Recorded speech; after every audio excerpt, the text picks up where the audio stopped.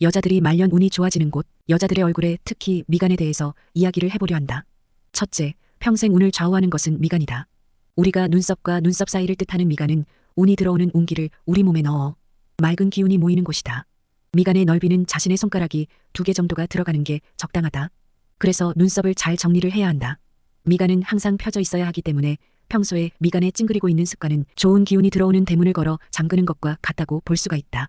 사람을 반갑게 만날 때 미간을 펴주는데 그게 반복되면 그 부위를 운동시키는 결과가 되기 때문에 미간의 탄력과 살집이 두터워진다. 그러면 바로 복이 들어오는 문이 열리게 된다. 과거의 관상학에서는 얼굴의 주름은 모두 나쁘다고 했지만 현대에서는 모두 나쁘다고는 말하지 않는다. 예를 들어서 직업을 늘 생각하고 연구하는 학자나 교수라든지 이렇게 몰두하는 직업이라면 미간에 주름이 잡히게 된다. 이런 주름은 전문가의 주름이기 때문에 꼭 나쁘다고는 볼 수가 없다.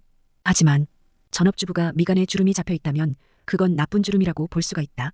미간에 주름이 있다는 것은 늘 신경질적이고 히스테리적인 성격이라 늘 인상을 쓰기 때문에 절대로 주름이 생기지 않도록 해야 한다. 만약에 미간에 주름이나 약간의 흠이 있다면 마음을 밝게 한다든지 아니면 아침에 일어나서 저녁이라든지 마사지나 지압을 통해서 주름을 없애는 것이 말년 운을 좋게 할 수가 있다. 둘째, 평생의 운을 보는 것 중에서 중요한 것이 눈이다. 거기에서도 우리가 생각할 때 눈동자를 중요하게 생각한다. 사람의 정신은 잠잘 때는 마음에 가 있고 활동할 때에는 눈에 머물기 때문에 눈은 인상학에서 제일 중요한 부위라고 이야기를 하는데 눈이 가늘고 길면서 눈동자가 까맣고 흰자위는 희고 맑아야 한다. 사람은 누구나 검은 눈동자의 동공을 가지고 있지만 재물 운이 많은 부자들의 눈동자는 검은색의 농도가 진할수록 응집력이 강해서 두뇌 에너지가 매우 충만하다고 볼 수가 있다.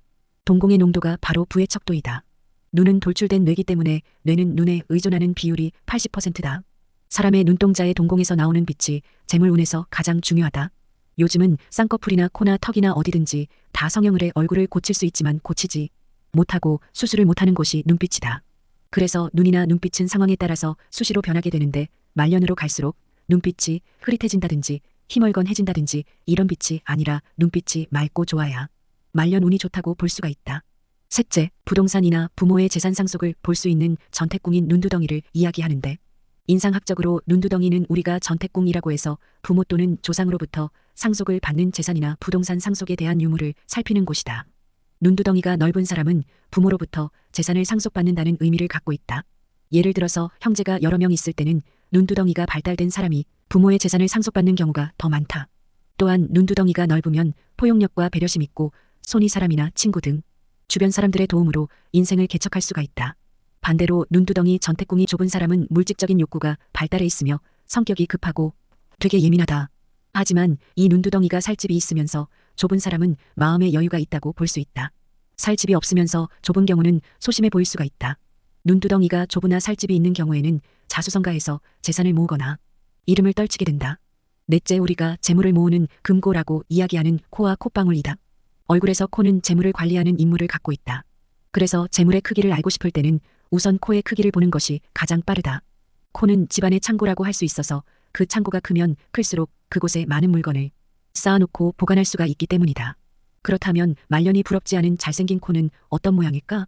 코는 일단 콧대가 쭉 뻗어서 코끝이 둥글고 콧구멍이 보이지 않아야. 콧대가 쭉 뻗었다는 것은 창고에 진입로가 확 트여서 돈이 자유롭게 드나들 수 있는 도로가 확보되었다는 의미이기도 한다.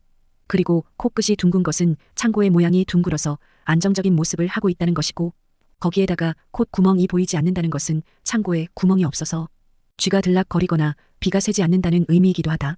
돈을 부른다는 콧방울은 밥을 많이 먹는다고 해서 빵빵해지는 것이 아니고 운동을 해야 하는데 콧방울 운동은 사람을 많이 만나서 웃는 것이다.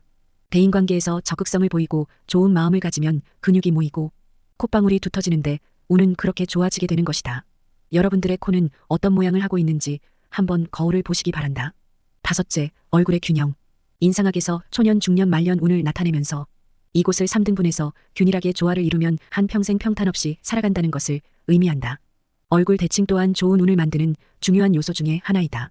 좌우 이목구비와 얼굴뼈가 균형 잡힌 얼굴일 때 상대방에게 편안함을 줄 수가 있다.